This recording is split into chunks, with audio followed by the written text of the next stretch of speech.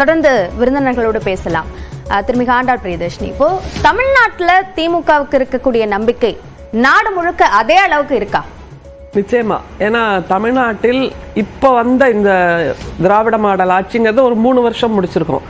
ஆனால் இந்த 3 வருஷத்துல நம்முடைய மாண்புமிகு முதல்வர் அவர்கள் நிறைவேற்றி காட்டியிருக்கின்ற திட்டங்கள்னு ஒன்று இருக்குல்ல, அதன் மூலமாக நம்ம பிஜேபியில் சொல்ற மாதிரி வெறுமே பிளாக் அண்ட் ஒயிட்ல புள்ளி விவரங்களா மட்டும் நம்ம சொல்லலை. இந்த திட்டங்களை அது எல்லாமே மக்களுக்கு சென்று பயனடைந்திருக்கிறது அப்படிங்கிற அந்த கள நிலவரத்தையும் பார்க்குறோம். எனவே அந்த மாதிரியான திராவிட மாடல் ஆட்சியை தான் இப்போது இந்தியா கூட்டணியிலும் முன்வைக்கிறார்கள். அப்படிங்கும்போது இது நிச்சயமாக இந்தியா முழுக்க பரவுகின்ற ஒரு சூழல் இருக்கிறது. ஏனென்றால் திராவிட மாடல் ஆட்சி என்பது மக்களுக்கான ஆட்சி. ஆனால் என்டிஏவோடது A to Bன்னு சொல்லுவோம்ல, அதானி அம்பானி பிஜேபி அப்படின்னு சொல்லலாம். A to Bங்கிறது அப்படிதான் நான் பார்க்குறேன். எனவே அப்படியானவர்களுக்கான ஆட்சியாக பிஜேபி செய்து கொண்டிருக்கும் போது மக்களுக்காக தாங்கள் வாக்களித்த மக்களுக்கு மட்டும் இல்லை, வாக்களிக்காதவர்களுக்கும் நான் முதல்வராக இருப்பேன் என்று நம்முடைய மாண்புமிகு முதல்வர் சொன்னார். ஆனால் பிரதமர் அப்படி இல்லை.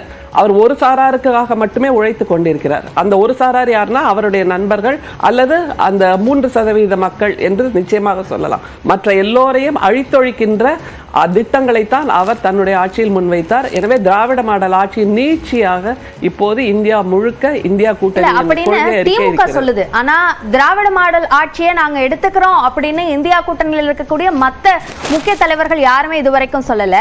அதே மாதிரி முக்கியமான வித்தியாசமாக நிறைய விஷயங்கள் திமுகவோட தேர்தல் அறிக்கையில குறிப்பிட்டிருந்த விஷயங்கள் காங்கிரஸோட தேர்தல் அறிக்கையில இடம்பெற்றிருந்தாலும் ஆளுநர் சம்பந்தமான விஷயமாக இருக்கட்டும் அல்லது சிஏஏ சம்பந்தமான விஷயமா இருக்கட்டும், இதெல்லாம் காங்கிரஸோட தேர்தல் அறிக்கையில இல்ல.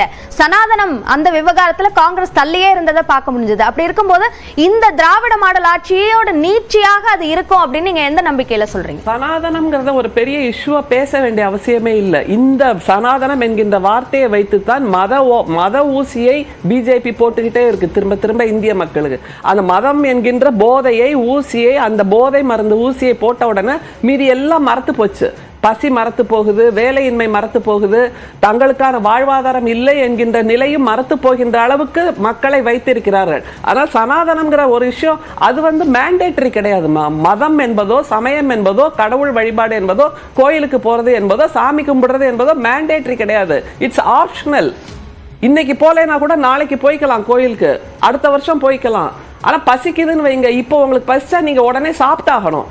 அதற்கு வழி சொல்லுங்கள்னு சொன்னா 10 வருஷமா எந்த வழியும் சொல்லாம மதம்ங்கிற போதையை ஊசியவே போட்டு சனாதனம் என்கின்ற ஒற்றை கொள்கையை மட்டும் பிடிச்சுக்கிட்டு இதுதான் எங்களுடைய அடையாளம் என்று நம்முடைய பிரதமர் சொல்லி கொண்டிருக்கிறார் என்றால் அதையே எல்லாரும் பேசணும். அது தேவையில்லை. அவரவருக்கு தேவை எதுவோ, அவரவர் மாநிலத்துக்கு எது முக்கியமோ அதை பேசுங்கள் என்கின்ற ஜனநாயக உரிமையை கொடுத்திருப்பது நம்முடைய இந்தியா கூட்டணி. அது இல்லாம சனாதனத்தை மட்டுமே நீங்கள் எல்லோரும் பேச வேண்டும். பாரு நான் கோயில் போறேன், நான் 22 தீர்த்தம் ஆடுறேன், நான் தியானம் பண்றேன். எதுக்கு? நாங்க 1000 கேள்வி கேட்டோம் யா பிரதமரை. பசிக்குது சோறு கொடுங்க, வேலை இல்ல வேலை கொடுங்க, வருமானம் இல்ல வருமானம் கொடுங்க, எல்லாம் கேட்டோம். ஒன்னுத்துக்கும் என்கிட்ட பதில் இல்லை. என்னிடம் இருக்கக்கூடிய பதில், நான் நல்லதை பார்க்க மாட்டேன், நல்லதை கேட்க மாட்டேன், நல்லதை பேச மாட்டேன். அப்படியான 3 குரங்கோட வடிவமா போய் தியானத்துல உட்கார்ந்த. ஏதாவது ஒரு கேள்விக்கு பதில் வந்ததா பிரதமர் இருந்து சொல்லுங்க பார்க்கலாம். அப்புறம் என்ன சனாதனம்? சனாதனம் என்பது என்ன? கடவுள் வழிபாடு நீங்க சொல்றீங்க.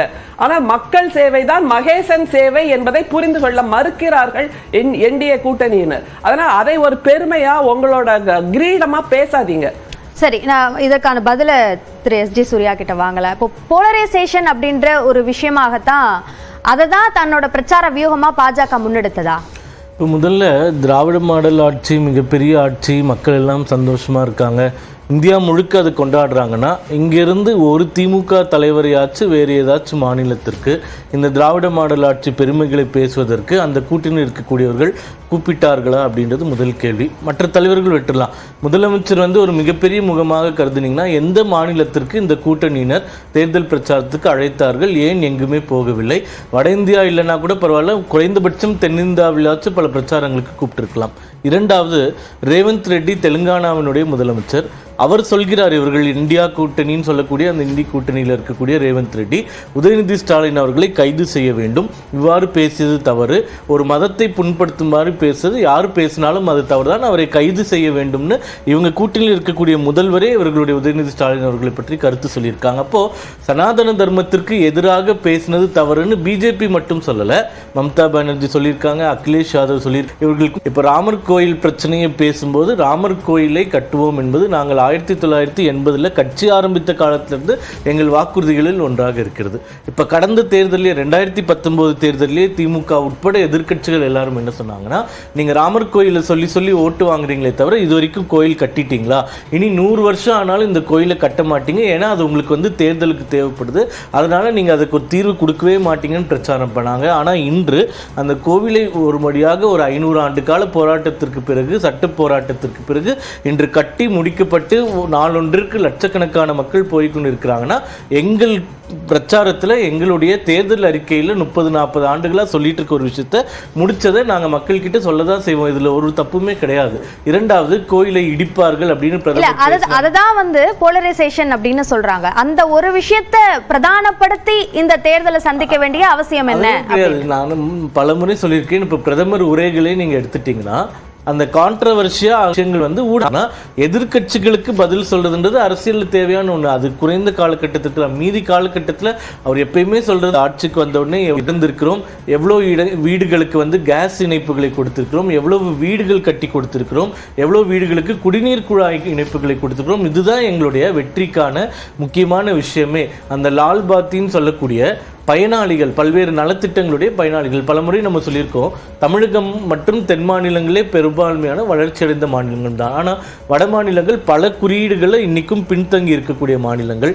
அங்கே அடிப்படை வசதிகள், அடிப்படை சுகாதாரம் எதுவுமே கடந்த 60-70 ஆண்டுகளில் சரியாக கட்டமைக்கப்படவில்லை. அதை முதல் முறையாக அங்கே இருக்கக்கூடிய மக்கள், உதாரணமாக கரண்டே இல்லாதவங்க கரண்ட் பார்க்கும்போதும், கழிப்பறையே இல்லாதவர்களுக்கு கழிப்பறை கொடுக்கும் போதும், ஒரு அடிப்படை தேவை வாழ்க்கையில் பூர்த்தி அடைவதனால அவர்களுக்கு வந்து பிஜேபி மேலேயும் என்டிஏ கூட்டணி கட்சிகள் மேலேயும் ஒரு மிகப்பெரிய மரியாதை இருக்கிறது. இதை நம்ம உணர தவறு விட்டுட்டு அங்க வந்து மதத்திற்காக மட்டும் ஓட்டு போடுகிறார்கள் அப்படின்னு சொல்றது தவறான ஒரு விஷயம். அங்க வளர்ச்சியே சுத்தமா இல்லாத இடத்துல குறைந்தபட்சம் ஒரு தனி மனிதனுக்கு தேவையான அடிப்படை விஷயங்களை பூர்த்தி செய்வதில் நாங்க கவனம் செலுத்துறதுனால அங்க இருக்கக்கூடிய மக்கள் எங்களுக்கு ஆதரவாக இருக்கிறார்கள். ஒரு 2-3 விஷயத்துக்கு பதில் சொல்லிடுறேன். ஒண்ணு வந்து திராவிட மாடல் ஆட்சியின் பெருமையை பேச ஏன் தலைவர்களை அழைக்கவில்லை அப்படின்னு ரொம்ப கரிசனமா கேட்கிறார் தம்பி. ஒன்று சொல்லலாம், திராவிட மாடல் ஆட்சியின் பெருமைகளை பேச தலைவர்கள் தேவையில்லை, அதனால் பலன் பெற்ற பொதுமக்கள், சாதாரணர்கள், அவர்கள் போதும். வடநாட்டிலிருந்து இங்கே வந்து பணியாற்றி கொண்டிருக்கின்ற அந்த வடமாநில தோழர்கள் போய் அவங்க ஊர்ல சொல்றாங்க, அதை பார்த்து அவர்கள் வியந்து போய் நாங்களும் தமிழ்நாட்டுக்கே வந்துடுறோம்னு இப்ப புலம்பெயர்ந்து தமிழ்நாட்டில் வந்து குடியமர்ந்து இருக்கின்ற எத்தனையோ பேரை நம்மால் காட்ட முடியும். அதனால தலைவர்கள் போய் பேசணும்னு கிடையாது, எளிய மக்களுக்கான வாழ்க்கையை கொடுத்திருக்கிறோம் என்றால் அவர்கள் பேசுகிறார்கள். அதனால் அது ஒண்ணு. அடுத்தது, ரேவந்த் ரெட்டி நம்முடைய உதயநிதி அவர்களை கைது செய்ய வேண்டும் அப்படின்னு சொன்னார்ன்றாங்க. அப்படின்னா அந்த மாதிரி மத வெறுப்பை பேசியதற்காக பிரதமரை எத்தனை முறை கைது செய்திருக்கணும்? அவர் பேசியது அது ஒன்று மட்டும்தான், மத வெறுப்பை மட்டும்தானே அவர் தொடர்ந்து பேசினார். நீங்கள் சனாதனம் என்று இந்துக்களை மட்டும் உயர்த்தி பேச வேண்டும், ஆனால் மற்றவர்களை தாழ்த்தி பேச வேண்டும் என்பது கடவுள் கொள்கையா? அப்படின்னு பார்த்தா, நீங்க கடவுளை நம்புகிறீர்கள் என்றால் எல்லாவற்றிலும் கடவுள் இருக்கிறது நம்புங்க. ஏன் இந்து கோயில்ல மட்டும்தான் கடவுள் இருக்கா? மசூதியிலும் இருக்கு, தேவாலயத்திலும் இருக்கு, சிறுபான்மையினர் வழிபாட்டு தலங்களிலும் இருக்கு, பழங்குடியினர் வழிபாட்டு தலங்களையும் இருக்குன்னு அந்த ஒரு புரிதல், அந்த ஒரு மனப்பான்மை ஏன் உங்களுக்கு இல்ல? வெறுமே நீங்க காட்டுகின்ற ராம் லல்லாவிடம் மட்டும்தான் கடவுள் இருக்கிறது என்கின்ற திணிப்பை ஏன் செய்கிறீர்கள்? அடுத்தது, ராமர் கோயிலை பெருமையாக சொல்றாங்க. இந்தியா கூட்டணி சார்ந்த நம்முடைய காங்கிரஸ் 133 பொதுத்துறை நிறுவனங்களை உருவாக்கிய போது நம்முடைய நேரு அவர்கள் சொன்னார்கள், இந்த பொதுத்துறை நிறுவனங்கள் தான் ஜனநாயகத்தின் கோயில்கள் என்று சொன்னார். அதுதான் உண்மையான கோயிலை தவிர இவர்கள் கட்டுகின்ற இந்த கோயில்கள் என்பது கோயிலா என்கின்ற ஒரு கேள்வி. ஏன் அந்த கோயிலை நாங்கள் கேள்வி வைக்கிறோம் என்றால், அதன் மூலம் சனாதனர்களுக்கு, வைதிகர்களுக்கான 100% வேலை வாய்ப்பை இவர்கள் மீண்டும் உறுதி செய்கிறார்கள். மற்றவர்கள் வழக்கம் போல் கோயில் வாசல்ல போய் நின்றுட்டு கையேல் என்பது ஜனவரி பிப்ரவரியில பேசுபொருளா இருந்தது. மார்ச்சுக்கு அப்புறம் அது மார்ச் வரைக்கும் போயிடுச்சு. அந்த பேசுபொருள் இல்லாமல் போயிடுச்சுங்கிறத நீங்க நினைவுல வச்சுக்கணும். சரி, தம்பி சொல்றாரு, திரும்ப திரும்ப பிரதமர் தன்னுடைய பரப்புரை துறையில பலவற்றையும் பேசுகிறார், தன்னுடைய சாதனைகளை பேசுகிறார் அப்படின்னு. அது உண்மையிலேயே சாதனையா இருந்திருந்தா திராவிடல் மாடல் ஆட்சி என்று வெற்றி பெற்றிருக்கிறதுன்னு பொதுமக்கள் பேசுறாங்கல்ல, அது மாதிரி ஏன் மோடியுடைய சாதனைகள் இருக்குன்னு ஏன் பேசல? இல்ல, அங்க இருக்கக்கூடிய வடமாநிலத்தில் இருக்கக்கூடிய மக்கள் அதை பேசுறாங்கன்னு சொல்றாரு. இல்லையே, அந்த 5 கிலோ அரிசி நாங்க கொடுக்கிறோம் அப்படின்னா அந்த 5 கிலோ அரிசியை உருவாக்கி கொடுக்கின்ற, உற்பத்தி செய்கின்ற வேளாண்மையாளர்களுக்கு பிஜேபி அரசு துரோகம் செய்ததா இல்லையா? அவர்கள் உருவாக்கி கொடுத்ததால் தான் நீங்க இலவசமா ரேஷன் கொடுக்கறீங்க. இந்த ரைட் டு ஃபுட்ங்கிறது கூட இவர்கள் கொண்டு வந்ததில்லை, காங்கிரஸ் ஆட்சி காலத்துல உருவாக்கிய திட்டம். அதனால இது இப்போ நடந்து நடைமுறையில இருக்கே தவிர இதற்கும் இவர்கள் கிளைம் எடுத்துக்க முடியாது. ஏனோ பிரதமரே தன்னுடைய வீட்டில் இருக்கின்ற அரிசி பானையிலிருந்து எடுத்து கொண்டு வந்து அரிசியை கொடுக்கிறாங்கிற மாதிரி பேசுறாங்க. இல்லை, அதை விளைவித்து கொடுக்கின்ற வேளாண்மையாளர்கள் இன்னமும் தில்லியின் தெருக்கள்ல நின்று போராடிட்டு தானே இருக்காங்க. அதனால தானே நீங்க உள்ளவே வரக்கூடாதுன்னு வேளாண்மை விரட்டி அடிச்சு